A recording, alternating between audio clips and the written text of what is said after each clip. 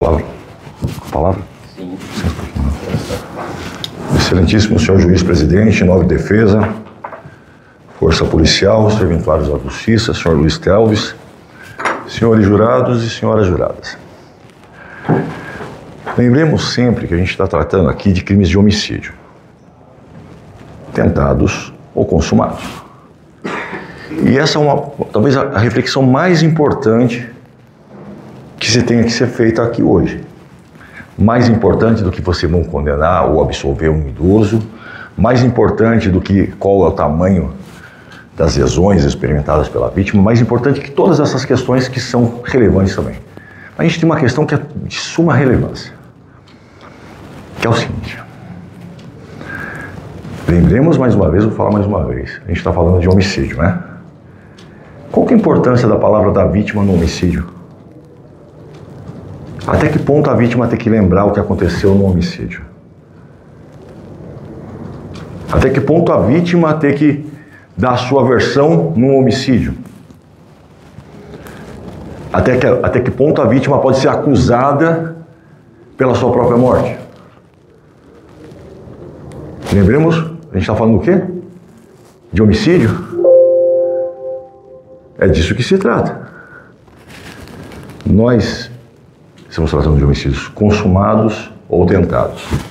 E se costuma, via de regra, quando o homicídio é tentado, haver uma avalanche de acusações contra a vítima, a ponto da vítima se sentir acusada.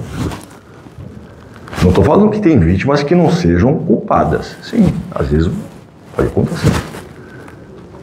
Mas não é, a partir do momento que o processo tem o seu curso, ele caminha, ele tem fases e mais fases. É de se pensar que passamos por alguns filtros que não servem de argumento de autoridade para ninguém. Mas que a vítima continua sendo vítima e que o réu é o acusado. Eu vou dizer aos senhores e às senhoras, hoje completo 22 anos no Ministério Público. Ontem, na verdade. E sobre homicídios consumados, o plenário não tem problema algum. Nesses 22 anos de Ministério Público, sabe quantas pretensões que o Ministério Público trouxe em plenário e que foram rejeitadas pelos jurados em se tratando de homicídio consumado? 2 só. Agora, nos tentados, essa questão toda que envolve o homicídio tentado gera, às vezes, alguma confusão na cabeça dos jurados. Na verdade, algumas confusões. Dentre essas confusões, a questão que a vítima ainda está viva e ela é questionada, como se ela tivesse que explicar o que aconteceu. Quem tem que explicar o que aconteceu é quem deu a facada. Quem agiu com violência. Quem agiu contra a vida de outro. Esse tem a obrigação de explicar o que aconteceu. E se quer ver-se absolvido por uma legítima defesa, tem que explicar de forma convincente, de forma coerente, de forma crível. Ao menos crível. Caso contrário, nos dá somente uma desculpa. Uma desculpa que pode se modificar durante o processo, pode ganhar contornos mais detalhados, menos detalhados, pode se modificar e pode simplesmente silenciar-se. O acusado aqui hoje, com todo respeito ao senhor Luiz Telves, é um senhor de idade, é pai, é avô, é um bom pai pelo que se viu, tem antecedentes criminais, ao que tudo indica não. Já foi preso. A gente não vai entrar em detalhes se ele matou outra pessoa ou não matou outra pessoa. Nos confirma aqui no seu interrogatório que há uma questão de violência contra outra pessoa. Outrora, há muito tempo atrás. Não é isso que a gente vai julgar aqui hoje. Nós vamos julgar aqui hoje o que aconteceu naquele ponto de ônibus de Varjão. E só isso. Nada além disso. Não há justificativa para o seu Luiz ter ido atrás de uma vítima tão bêbada feito que a vítima estava. Não há justificativa alguma para que o seu Luiz fosse até o ponto de ônibus, quanto menos uma faca. Não tem explicação para isso. Ele foi para agir contra uma pessoa que estava em situação de vulnerabilidade. Um bêbado, quase caindo, como diz a testemunha. E eu vou dizer aos senhores e às senhoras, eu pouquíssimas vezes vi uma vítima sofrer lesão dessa natureza e está viva. Essa vítima teve perfuração numa cavidade do coração. Ela teve, pelo relato do prontuário, ela fala de uma parada cardiorrespiratória de 4 minutos.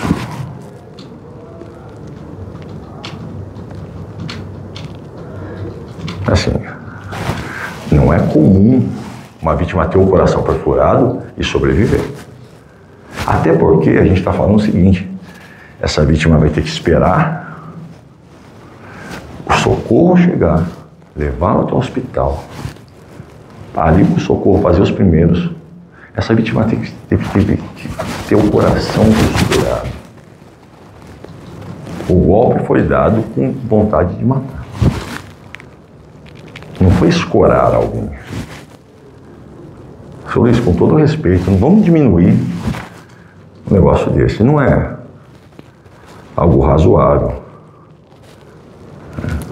Mas assim, mais uma vez, a questão primeira nesse processo, assim, a vítima no homicídio, geralmente ela não fala.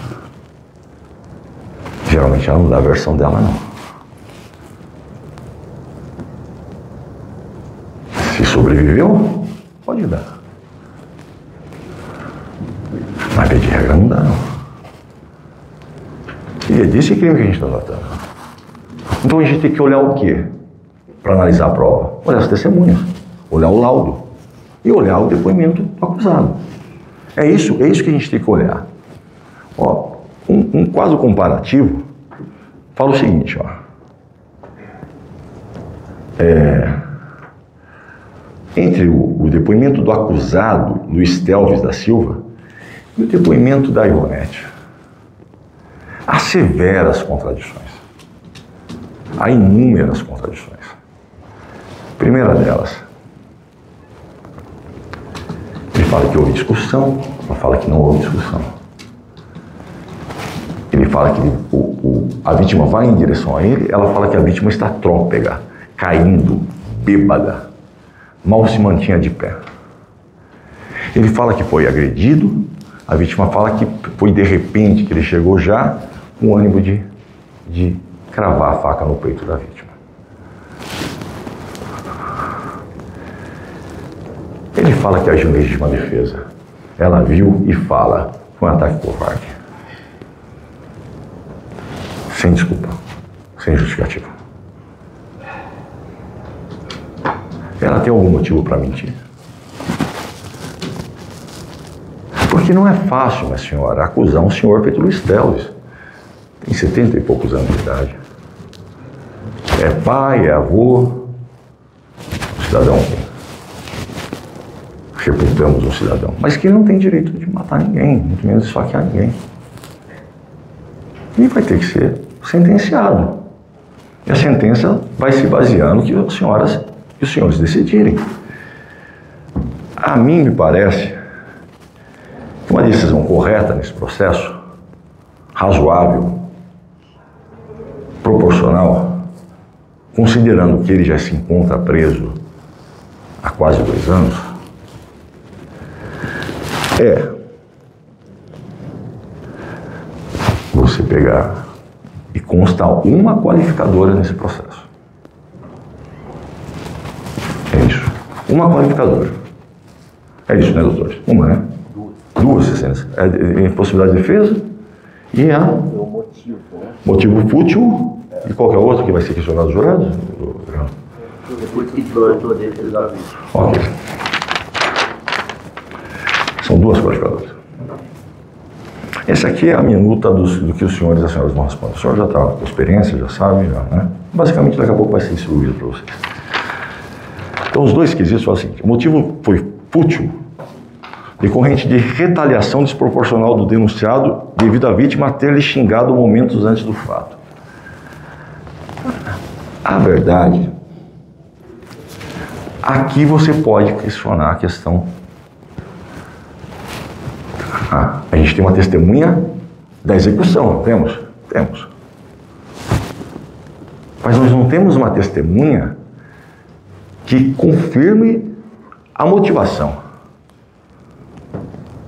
Nós temos duas versões, basicamente. Agora a gente tem duas versões da vítima e do acusado.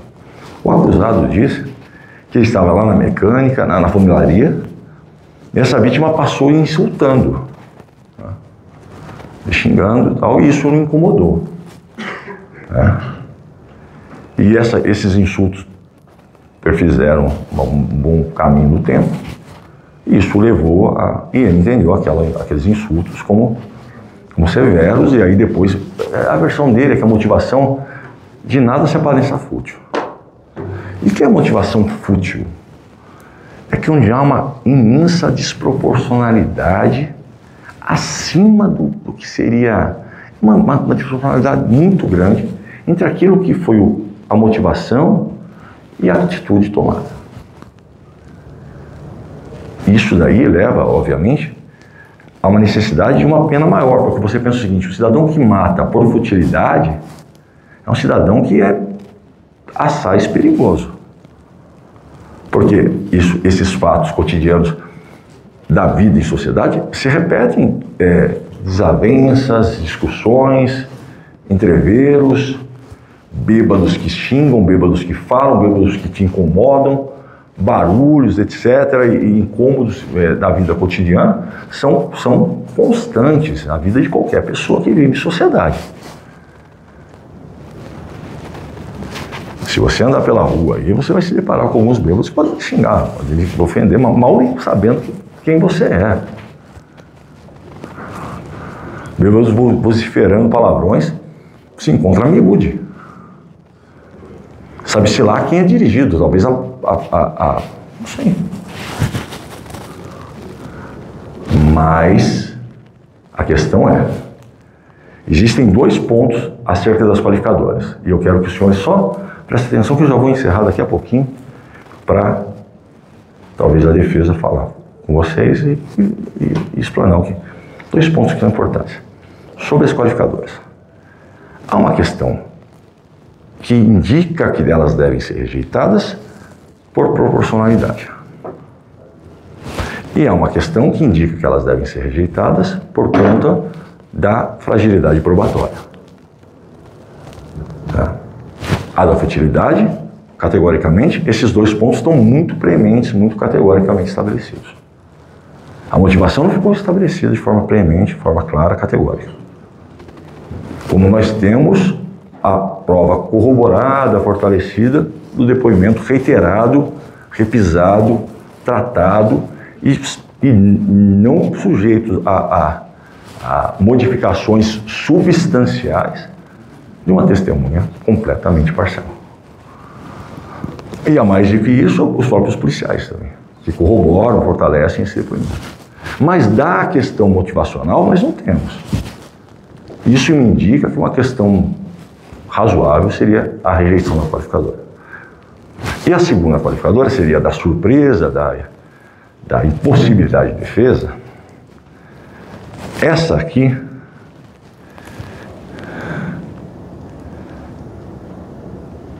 ela é objetiva.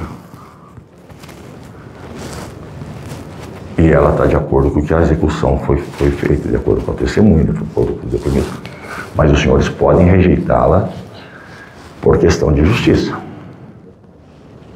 E eu vou explicar mais ou menos o que vai acontecer aceitando a qualificadora ou rejeitando a qualificadora. E eu vou falar, na minha opinião, se jurado fosse, o que me pareceria mais razoável julgar. Caso haja aceitação de uma qualificadora, a pena se inicia em 12 anos.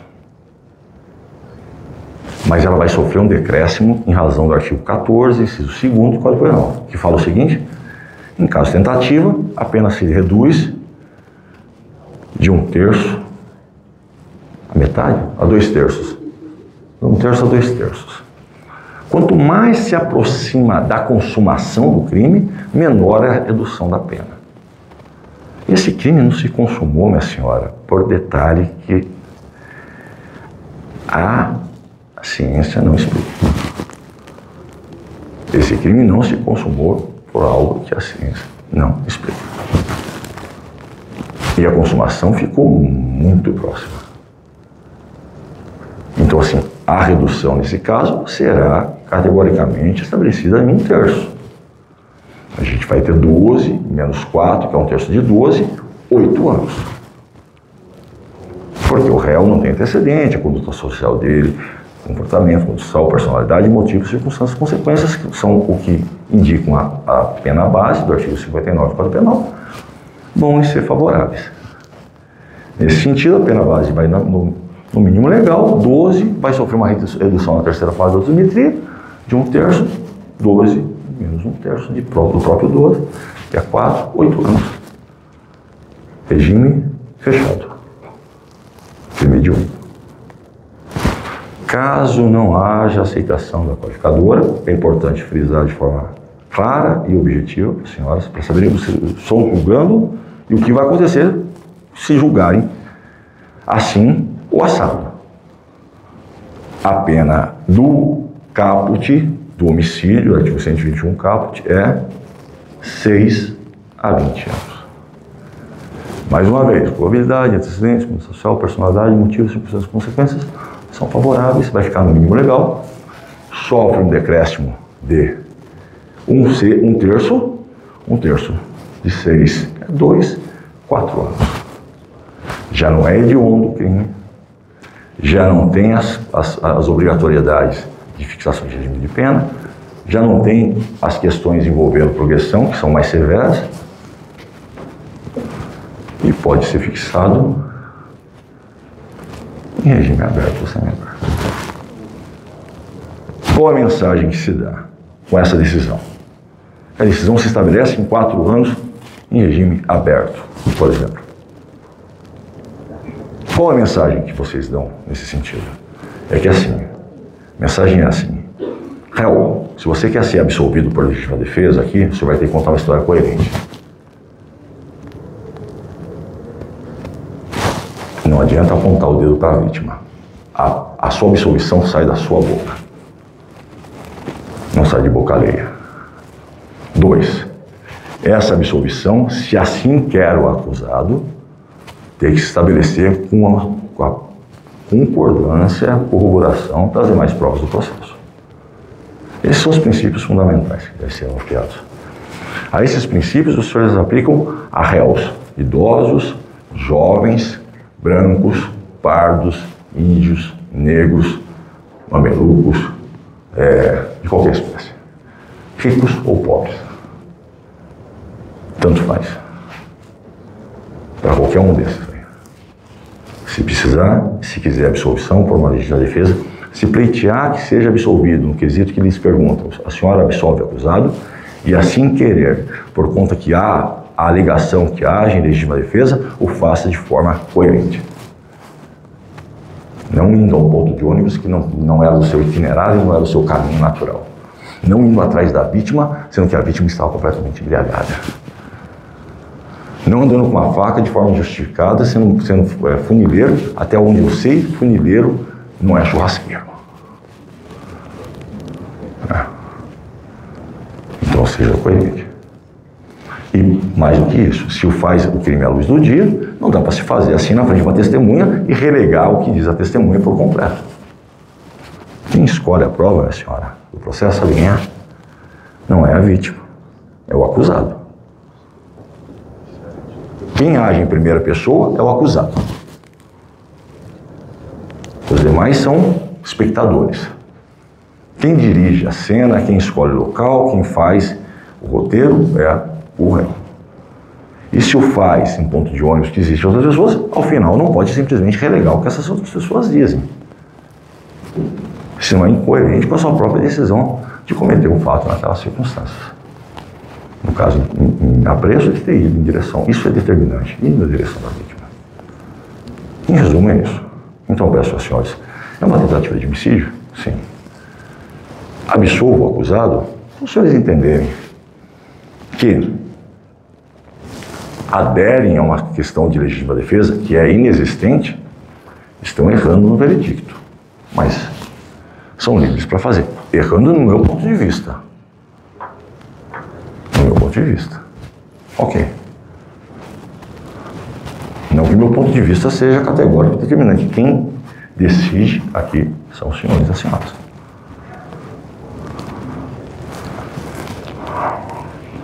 As qualificadoras,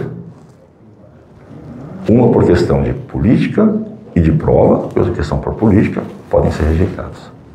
Estabelece uma pena de 4 anos. O seu Luiz Telves vai sair daqui, vai ser computado o tempo que ele cumpriu, vai ver a neta, vai ver os filhos, mas vai ter um decreto condenatório. Eu falei, ó, o que você fez foi errado. E o senhor sabe que foi errado.